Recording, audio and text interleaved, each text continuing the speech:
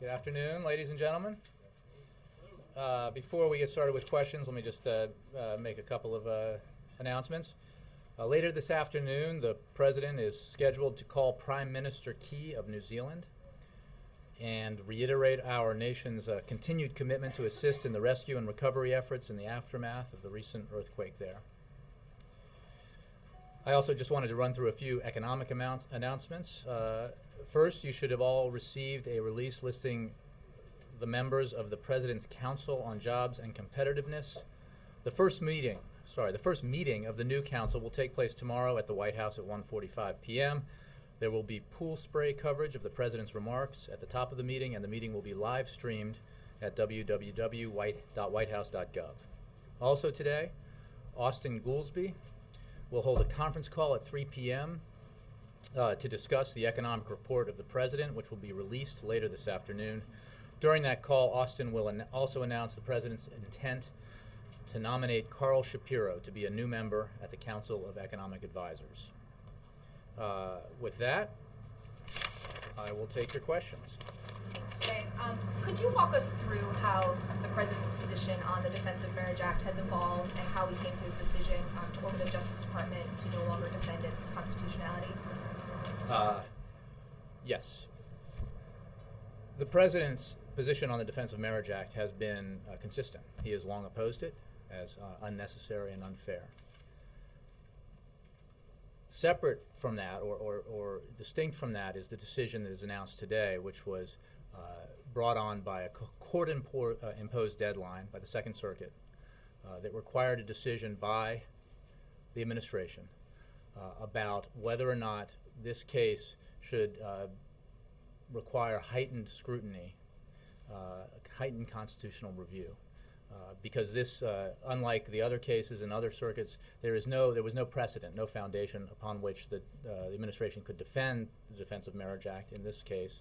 Therefore, it had to basically make a positive assertion about its constitutionality.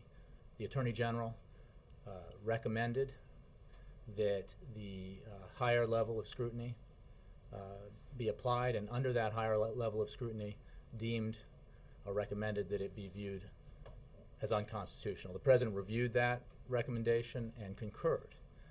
Therefore, again, because of the court-imposed deadline and the necessity that this decision be made, our announcement was made. But in making that decision, is the President saying that he believes that marriage does not necessarily have to be between a man and a woman, that cannot be constitutionally imposed?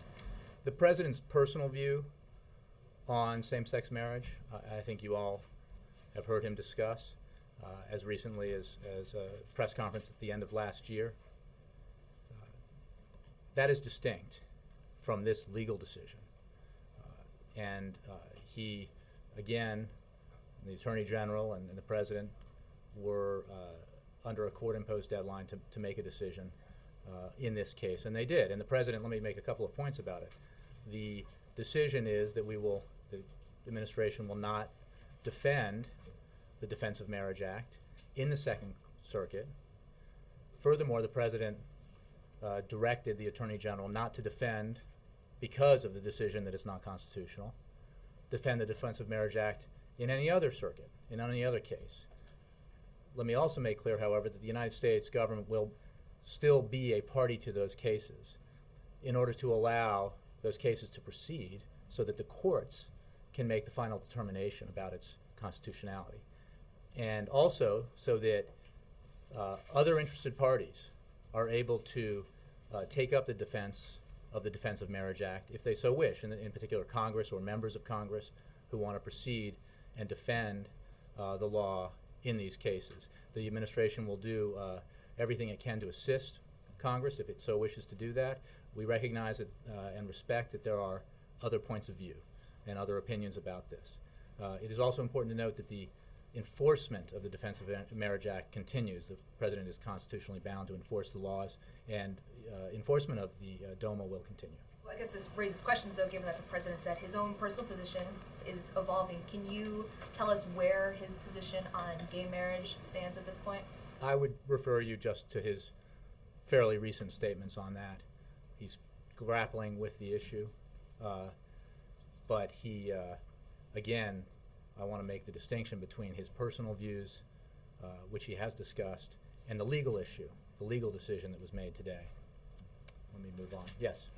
Jay, on Libya, the president's reaction has been fairly muted and low-key in terms of what he said publicly about it. And I was wondering if you could explain that. When the Egypt unrest was occurring, he made several public statements. Does he plan to make any public statements on Libya, and what's going on, what's driving the decision to be more low-key on this?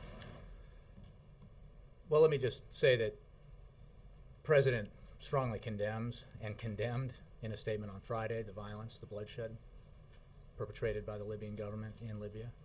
The Secretary of State has strongly condemned what's happened in Libya. The President will be meeting with Secretary Clinton, his regular meeting with the Secretary of State this afternoon. We will have some announcements out of that meeting. The President will address this issue either later this afternoon or tomorrow. So you will hear from the President relatively soon on Libya. But let me step back and again make the point that this administration has very strongly condemned what's happened in Libya. The violence is abhorrent. It is completely unacceptable. And the bloodshed must stop.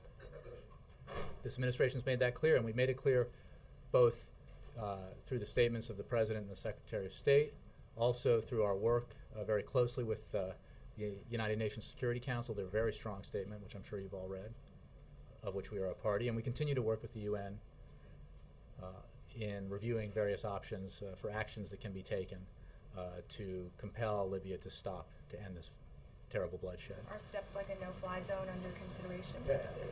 A lot of options are under review. Sanctions, other options. But I also want to make clear that our thoughts and prayers are with the families of the victims in Libya. And we are also focused, as I think many of you know, on the safety of American citizens who are in Libya. It's a very high priority for this administration, the safety of American citizens, and we're making sure that those Americans are able to be evacuated. Jake. Can you articulate a policy that the Obama administration has for this sweeping wave of protests that are breaking out in North African and Middle Eastern countries? Obviously, as has been said by your administration many times, nobody could have predicted that all this was going to happen. But certainly the President and administrations long before this President have been articulating the need for democracy and political reform. Is there a plan in place here?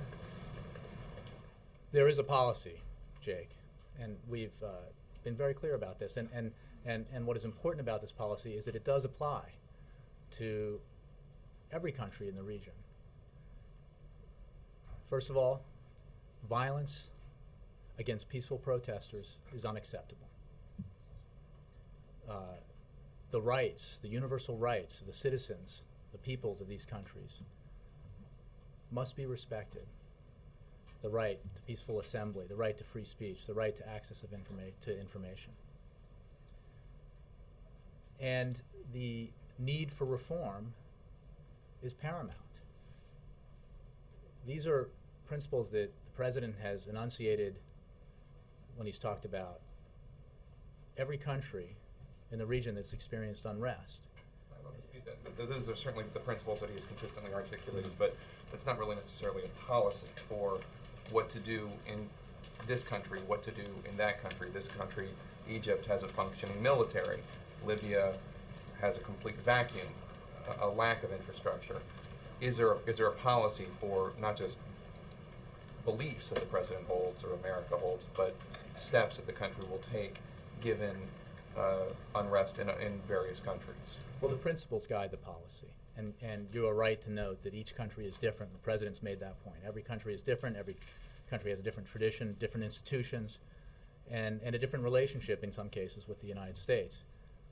But it is important that those overall principles guide our actions. And what I would say is that in each case, we are guided by the principles and also by the fact that the unrest, the demonstration by the peoples of these countries of their desire for greater political, greater access to the political system, greater freedom, fuller rights, we support those aspirations of those people, and but we are not dictating outcomes, and we are not telling the people of any country who their leaders should be or should not be. That is up for the people of Libya to decide, just as it is up for the people of Egypt to decide. Is it fair to call this policy, as it's formulated, ad hoc or ad libbed?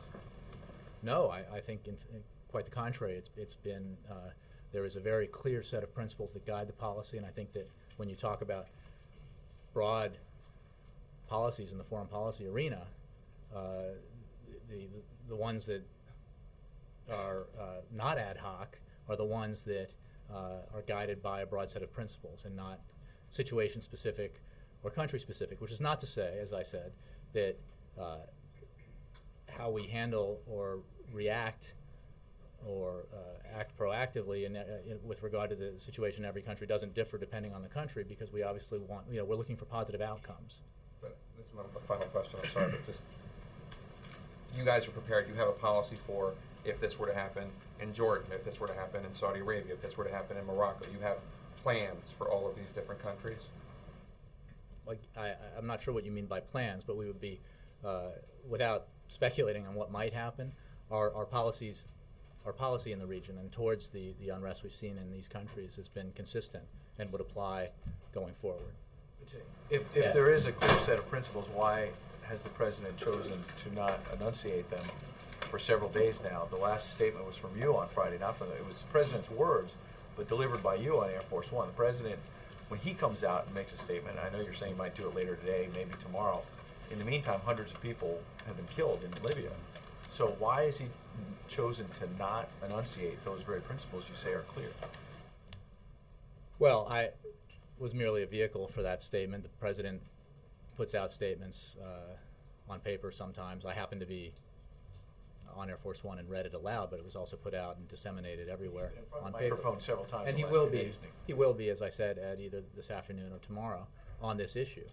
I think that the Secretary of State has been quite forceful in her condemnation, as was the president on Friday, and Ambassador Rice in New York at the United Nations. I don't think there's any mystery about our position here and our forceful condemnation of the violence that has been perpetrated by the Libyan government against its Because of people. what you said about the Americans that are on the ground in Libya, is that a key driving force here to make sure that they're safe? And if he went out there and spoke, it might backfire. The president is obviously concerned about the safety of American citizens, no question. And that is an important factor in any country. And the circumstances of American citizens are different in each country. The protections they have, say, at the embassy might be different in one country than the protections they have in another. All of those factors are important in how we approach these situations and how the president looks at them.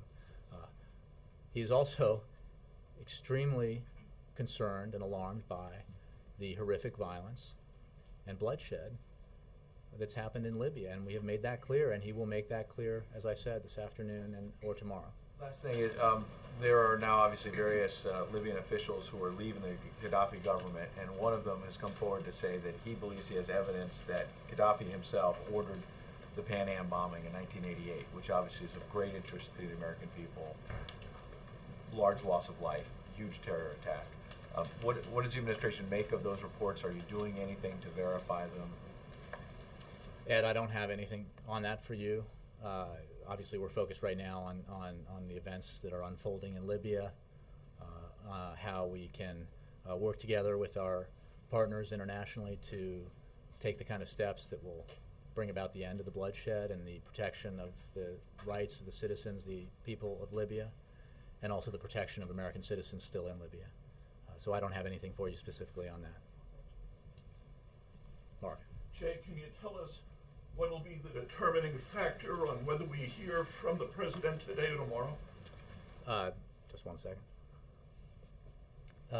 This is just a scheduling issue. As I said, the president will meet with Secretary of State Clinton this afternoon in his regular meeting, and they will obviously discuss Libya. We will have something to say out of that meeting, and it's possible the president will speak this afternoon or tomorrow. But I assume we'll have information on when that will happen fairly soon for you. Might it be about U.S. diplomatic relations with Libya? I'm not going to speculate on what goes into decisions about the president's schedule on when he will make a statement, but I just wanted you to know, because I anticipated questions about this, that the president will be addressing this issue in the near future. All right. And on government shutdown, is it the White House belief there won't be a shutdown starting March 5th? It is our belief, the president's belief, that the Congress, the congressional leaders, and certainly have said, and we have said, that we believe there is the strong potential there for us to reach an agreement to avoid what you call the government shutdown. And I think, again, I would point you to comments made by the House and Senate leaders, including the Speaker of the House and the Senate Minority Leader, about their desire to avoid a shutdown. And I think it's driven by the same reasoning that we adhere to, which is an outcome like a government shutdown would have harmful effects on our economy, would set back our economic recovery, would potentially reduce our growth and reduce our job creation efforts, and that is the focus that this president has every day. And I believe there was a study, a Goldman Sachs study, that pointed, that sort of spelled out and analyzed the potential impacts that a government shutdown might have on the economy, and we obviously, like the leaders of Congress, want to avoid that, and we believe we can. Is the White House engaged in negotiations on a new CR, a short-term CR? Mark, what I can say is that, as the president has said and others, we are very interested in sitting down with, talking with leaders of Congress of both parties, and we have been obviously in discussions with them. Some of those meetings here you aware of. The process is a congressional process, and the House has acted, the Senate has to act. There are other steps that have to be decided between the House and the Senate, but we are certainly participating in a process, and again, are optimistic that decisions can be made to resolve this without harmful effects to our economy. Has the When? ferry that was chartered to evacuate U.S. diplomats and other foreign nationals from Libya left yet? I would refer you to the State Department on that. Is that what you're waiting for before the president comments on the situation? It's a scheduling issue. Wendell, the president will speak on the issue. As I said in answer to other questions, the safety of American citizens is obviously of concern to the president, as it should be. Is it our feeling the Libyans have been cooperative about that ferry, or have actually not been so? Well, I can just simply say that as you know, and as has been discussed, we have been arranging the evacuation of American citizens. But beyond that, I'm not going to comment on levels of cooperation. How much influence does the U.S. have with Libya's opposition, do you think? With, sorry? Libyan opposition, with opponents of Gaddafi. The issue for us, for the United States, again, is to enunciate our clear principles and to make it clear, as we did in Egypt and elsewhere, that the drivers of change in these countries, and this applies to Libya, are the people, in this case, the people of Libya. Our principles are very clear about what our position is, that governments should never use, that there should not be any kind of use of violence against peaceful protesters, that the aspirations, the legitimate aspirations of the people of Libya should be recognized and responded to, and that the universal the universal rights of the Libyan people need to be recognized and upheld. So that's how I would answer that question. A couple more questions. Does the President support Senator Kerry's call for a reimposition of sanctions? We are looking, Wendell, we are looking at a variety of proposals, including Senator Kerry's, and again, we are eager to work with our international partners to take the kind of actions that will be effective in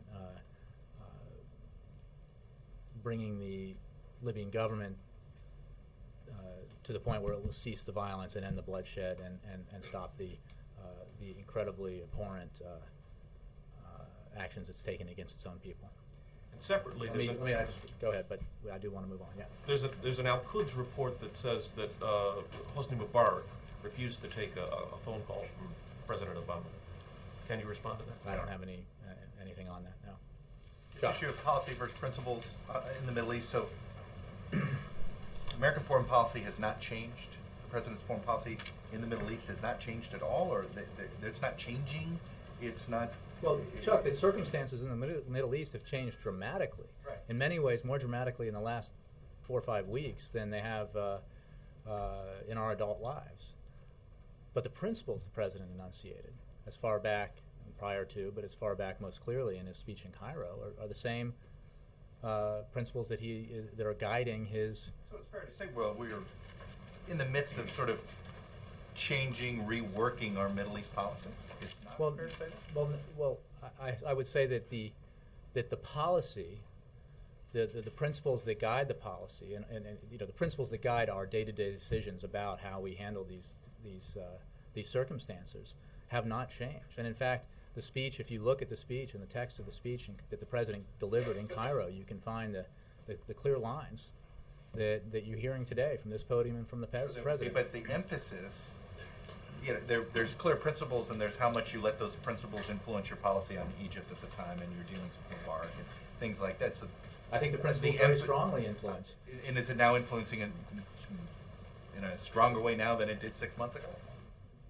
Well, the circumstances have changed. So, but what I would say about the principles enunciated in Cairo are that they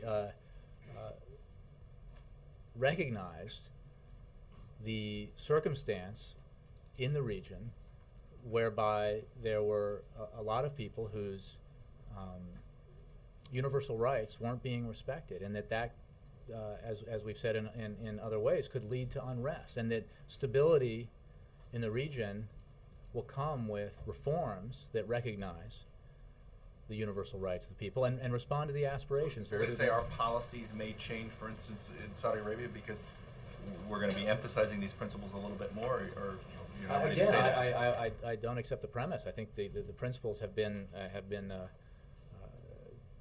consistent, and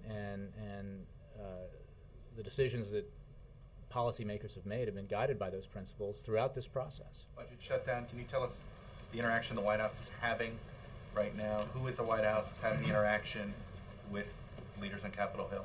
Can you give us a little bit of I don't want background to on give that? you a play-by-play on our meetings. I would direct you, to the answer I think I gave to Mark, which is that we are interested in engaging, and we have in negotiations. Well, again, I don't want to characterize the kind of conversations, and I would point to you to the fact that this is a process, obviously, that needs to take place on Capitol Hill. Can you at least describe the level of involvement that the White House is in? I mean, you're not Well, simply an observer, right? Well, Chuck, I would point you to the public. Well, I mean, I observe these meetings, no, we participate. I mean, look, you know about some of the meetings that have happened, but I am not going to come up here every day with a list of meetings that happened yesterday or are going to happen tomorrow, because the focus here is on results. The focus is on coming to an agreement, and we do not believe that reading out every meeting or Not for every meeting, but just characterize well, but I the think level that- of it. Is it on the House daily? Is Republican it- leadership has been here. Senator McConnell has been here. The House Democratic leadership has been here. There have been meetings with Senate Democratic leaders. I mean, these, we have been engaged in this process. Yes, Jay, thank you. First of all, congratulations from here to there. Thank you. Two questions, one on the Middle East, one on India. As far as the Middle East is concerned, how much President is worried about the flow of oil, because the global community and the Americans are worried about it, and also the security of Israel? What was the last one? I'm sorry. Security of Israel. If Iran doesn't come, Middle East doesn't become another Iran for the Israel. Well, our commitment to Israel's security is unshakable, as you know, and that is always a concern for us. On the issue of oil, obviously, we are monitoring oil prices very carefully, but I wouldn't speculate about where those prices may go in the future. Second, as far as India, when President was in India in November, and he announced by addressing the U.S.-India Business Council in Mumbai that thousands of jobs will be created here in the U.S. and India-U.S. relations, and Secretary of Commerce was recently in India. So what's happening now as far as India-U.S. relations are concerned, especially trade, commerce, and creating those jobs? And Well, we're obviously very committed to the commitments that were made and to the importance of job creation here that is helped by increased trade with India. But I don't have anything specifically on that for you. Let me go here. Yeah. Let me follow up on oil prices if I can. Since your briefing began, West Texas crude topped $100 a barrel. Is this just a matter of watching, or is there anything the U.S. government can do to ensure continued oil flow from from Africa's biggest oil supplier, North Africa's biggest oil supplier? Well, whenever there's unrest in this part of the world, there are going to be reactions in the markets. Beyond that, the situation is fluid, and I don't want to speculate about where prices will go or any other potential things in the future. But we are obviously monitoring this carefully, and we're concerned about it. But we're just monitoring it. Yeah. Jay, I got a few questions for you on the DOMA decision. Just what kind of reaction are you expecting from Congress as a result of this decision, and what is the administration doing to prepare for that? Tell me again, sorry, what kind of reaction? Are you expecting from Congress as a result of this decision? Is there any sort of backlash from Congress, and what are you doing to prepare for that? I don't want to speculate about how members of Congress might react. We have, I believe, and if you haven't seen these, you should, the Attorney General has both put out a statement and there's a notification or a letter to Congress that explains the course of action that's being taken. But beyond that, I wouldn't want to speculate. I got a statement from Speaker Boehner's office on this issue. This is from the press office. While Americans want Washington to focus on creating jobs and cutting spending, the President will have to explain why he thinks now is the appropriate time to stir up a controversial issue that sharply divides the nation. What's your response to that? Well, I would say simply, as I said in the beginning, that the administration had no choice. It was under a court-imposed deadline to make this decision. This case in the Second Circuit was unique in that it lacked the precedent upon which to defend the Defense of Marriage Act in the way that this administration had defended it in previous cases. It therefore required this decision on its constitutionality, and we had to act because of the deadline. We are also absolutely focused and committed on these key issues of economic growth and job creation, and we are now anticipating that this will move to the courts and the courts will decide. And meanwhile, we will continue to focus on job creation and economic growth and winning the future. Just to be clear, will this decision, does it just apply to the 4 pending lawsuits on DOMA, or does it apply to another lawsuit for DOMA in the future? I would refer you, I'm not a lawyer, but I would refer you to the Justice Department. My understanding is that because of the decision about the constitutionality of DOMA and the position that the administration is taking, that we will no longer defend DOMA going forward. We will, however, continue to enforce it, and we will continue to be participants in the cases to allow those cases to continue and be resolved, and also so that Congress or members of Congress can pursue the defense if they so desire. I just have one last question. Is there any outcome at the district or appellate level that would persuade the Obama administration to volunteer discontinuing enforcement of DOMA throughout the nation? You're asking me to speculate. I would also note that the President is obligated to enforce the law. Yes, Okay, Peter. thank you. Can you just clarify, so imposing a no-fly zone in Libya, that's under active consideration right now? I'm not going to get into specifics, but I will say that we are reviewing a variety of options with our international partners to compel or to persuade the government of Libya to cease this terrible violence. Could you Also, maybe give us any insight into why that might be the right course of action at this point, or whether it is, though. Again, I'm not going to, you mean a specific course of action? I'm not going to. What we are looking for are courses of action that have produced the desired results, which is an end to the bloodshed. Hey, Jay. When you look at state capitals in Wisconsin, Ohio, and Indiana, what's wrong with a governor trying to address basically state entitlement, something the president says the federal government has to do as well? And are the Democratic members of those legislatures correct to simply leave the state and not deal with the legislation on the floor? Well, I will, on the specific actions that members of different legislatures have taken, I'm not going to judge that, but I will from here. But I will say that there's nothing wrong with, as the president made clear in his interview with a Wisconsin television station, he firmly believes that state legislatures and governors need to address their fiscal issues, just as he is working with Congress to address fiscal problems at the federal level. His view is that it is important that everyone work together towards that goal, that public sector employees obviously have to tighten their belts, others have to tighten their belts, but that there should not be an effort that goes after some of the fundamental rights of collective bargaining in the name of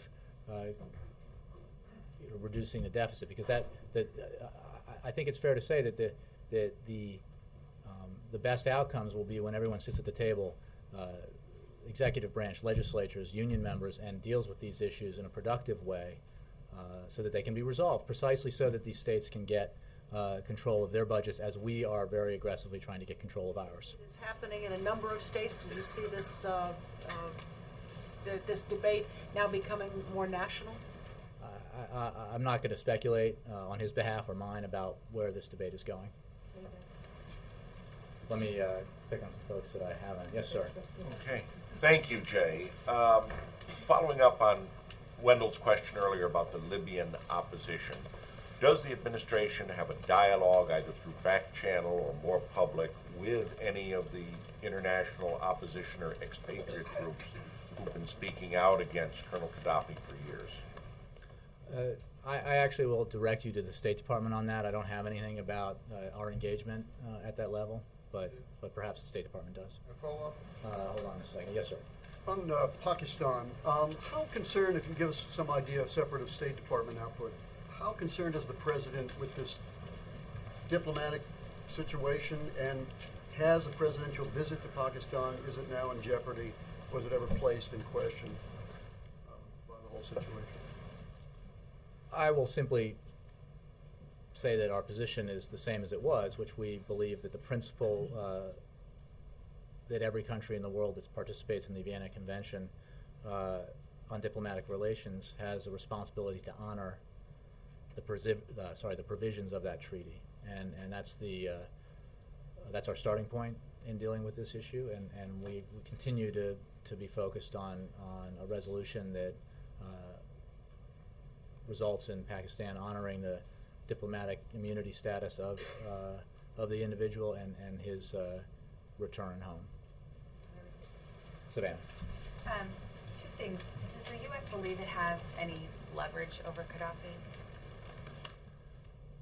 The United States believes that, as I think I said the other day, that the most effective action here is will be taken in a united way by the United States with its international partners. That will have hopefully the most significant impact on the behavior of the Libyan government. And we are working very closely with our allies and our partners in the international community, and examining multilateral actions as well as bilateral actions that will bring about the kind of result that we think is absolutely necessary. And why has the president not spoken out on Libya until now?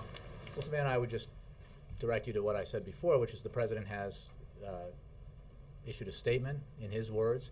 The Secretary of State. A paper statement equal in force, magnitude, impact to an on-camera I will say that the statement? president is going to speak directly about this either later today or tomorrow. Just Yes, thank sir. you. Does the nature of Gaddafi regime and the unpredictability of his behavior limit what the United States could do to stop this bloodshed, barring except articulating U.S. principles? Again, to us, it's not about individual leaders. It's about the principles that guide our positions. And we insist that the bloodshed end, together with many other countries. We insist that the universal rights of the Libyan people be recognized and respected. And we believe that for Libya, as well as other countries, that reforms need to be taken to respond to the aspirations that have been voiced so profoundly by Libyans and other peoples in the regions. And again, it's not about personalities, it's about the people of these individual countries. You mentioned the safety of U.S. citizens as a factor. Are all prices a factor as well in formulating U.S. position? I would say simply that our position has to do with the absolute necessity to end the bloodshed, with the need to recognize the universal rights of the citizens of Libya, and the need to protect American citizens. Just two questions. Let me go all the way back, which I don't think I've hit that road. Yes, sir. Yes, sir. I understand that Obama is going to meet President Calderon next week here at the White House. Can you tell us what's the reason of the meeting? I'm sorry, I didn't hear the full question. Say that again. We understand that next week President Obama will receive here at the White House the President of Mexico, Felipe Calderon. Can you tell us what's the reason of the meeting? The reason of the meeting. Well, the President is deeply committed to the strong partnership the United States has with Mexico. I think that is the reason for the meeting. We admire the commitment and sacrifices of the Mexican people as they confront the criminal organizations that have brought so much violence to Mexico, specifically on those issues, which I know have been in the news. But this is a vital and important relationship with an important ally. When is going to take place the meeting? Exactly. The third. I'm sorry. It went the day of the meeting. I don't have that. I don't have that for you, but maybe I can get a specific for you. Hold on. I haven't done anybody standing. Yes, sir. Thank you very much, Jay. Just when you say reviewing options with international partners, are we talking about NATO as an entity and NATO members in particular? Well, I think I was referring to the United Nations Security Council, but we're also, we're consulting with our international partners about different things we can do to affect the change that we think is necessary. When we discuss, for instance, no-fly zone, would NATO as an organization, which has been used in the past, could be I don't have any thing on you specific options. Just two. Hold on, Andre. Yes, right up front. Yes, sir. How would the White House rate the performance of the Gulf Coast Claims Facility and Ken Feinberg in handling oil spill claims? As you know, in the wake of the unprecedented oil spill, the President worked to secure a $20 billion fund that would be used to pay claims and would be administered by a third party. Ken Feinberg, whom you mentioned, was appointed by BP to manage that process. This administration, through the Department of Justice, has made clear, has clearly communicated its concerns, the concerns that we have had, and has publicly urged the Gulf Coast Claims Facility to take a number of steps to improve the process. I would point you to, for more on that, there's a filing that the Justice Department made, I think, in the last day or two. In that filing, though, they say, quote, the United States is not in a position to comment on any specific claims or their treatment by the GCCF. Why won't the Justice Department or the Obama administration say if Feinberg's doing a good job, a bad job, somewhere in the middle? Well, again, I would point you to the Department of Justice, which is administering that, or at least overseeing that, and to the document that they filed. Just two questions. Hold on. Thank you. Thank you very much. Yes. Thank you. Margaret. Thank you. I know you said that it's not about the person when we were talking about Libya, but does the President believe, given what's happened in the last few days, that that Gaddafi can continue to lead Libya? And what message do you believe it would send to other countries where there is now civil unrest, but nobody's been toppled yet, if he were able to remain in power? Margaret, again, I would point you to the fact that this is not about individual leaders. It's not about personalities, and our position has never been, with regards to Libya or any of the other countries that have been affected by unrest and by demonstrations, peaceful demonstrations by the peoples of those countries, that we should be selecting the leaders or deciding who can or cannot lead a country. The process is what's important. The respect for universal rights, the ability of the people in these countries to participate in the political process in a democratic way and to have their voices heard, and through that process to enhance the possibilities that they're, for prosperity and economic growth in their countries. So again, it's not about individual leaders. If your position shifts at some point, do you believe that would be in a unified sense with other countries? Should we not expect the United States to take a different position unless other people? I'm not going to speculate, but our position on this has been very uniform and clear with regards to all these countries. Let me, sir, yes, next to Sam, on the right of Sam. I don't know your name, sorry. Jared. Oh, Jared, okay, nice to see you. Yeah, Jay, does the president, you've outlined kind of the principles and what the president expects moving forward when it comes to these North African and Middle East unrest. Does the president see this as kind of an arc due to any overarching factors like decreased power of OPEC or dispersion of Al-Qaeda? Are there any starting factors that the president sees crediting for this unrest? Jared, a starting point would be the speech in Cairo, which clearly recognized the need and called on the countries in the region to respond to, with reforms, the democratic aspirations of the people in the region.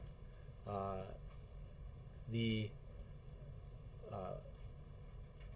Al-Qaeda, I would note that the change that has come about in this region has in many ways been a direct repudiation of the kind of change that violent terrorists want to bring about and the means by which they believe change should come about, which is death and destruction. This has been peaceful change. It has been pluralistic. It has been really has unfolded in stark contrast to the methods of terrorist organizations. One more, Jay. The president's going to the United Kingdom May 24 to 26. Will he be in Chicago on the 16th? Is that a trick question? Is the president planning to be in Chicago for Mayor Ron? I don't have anything on his schedule. Did he call Ron? He did call and congratulate Ron. He congratulated him on his victory, and I believe we put out a statement. The president put out a statement. How long was the conversation? Yes. I don't have.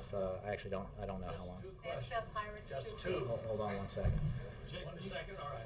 Jay, can you clarify something you Yes, just said, Sam. Jared? You said he asked for a starting point of all the unrest, and you said, I just want to give you a chance to clarify this.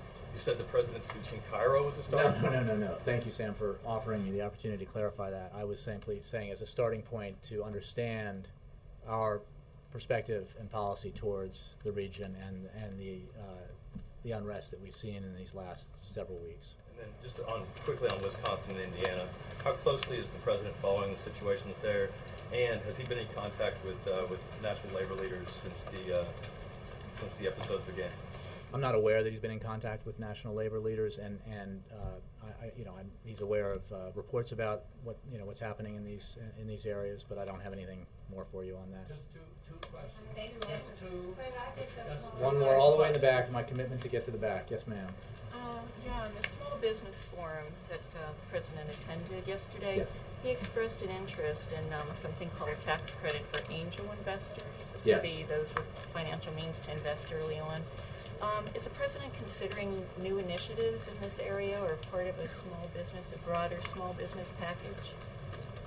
I think what the president was reflecting was this interest, and Startup America is a good indication of his interest in just this, which is vehicles by which the government can assist the efforts by larger companies or investors to invest in smaller companies to to speed up the process of growth and job creation and innovation. So I think Startup America is a good indication of how important he views the role that small business and innovative businesses have in growing the economy and creating the industries that we need to compete in the 21st century. And he was very, the forum yesterday was excellent in that regard, because there were so many. It was clear that the kind of small businesses that were represented there in Cleveland were exactly the kinds of businesses that will drive not just job creation, because we all know that small businesses are the engine of economic growth, but innovation, creativity, which is exactly what we need in this coming century. Thank you all very much. Appreciate it.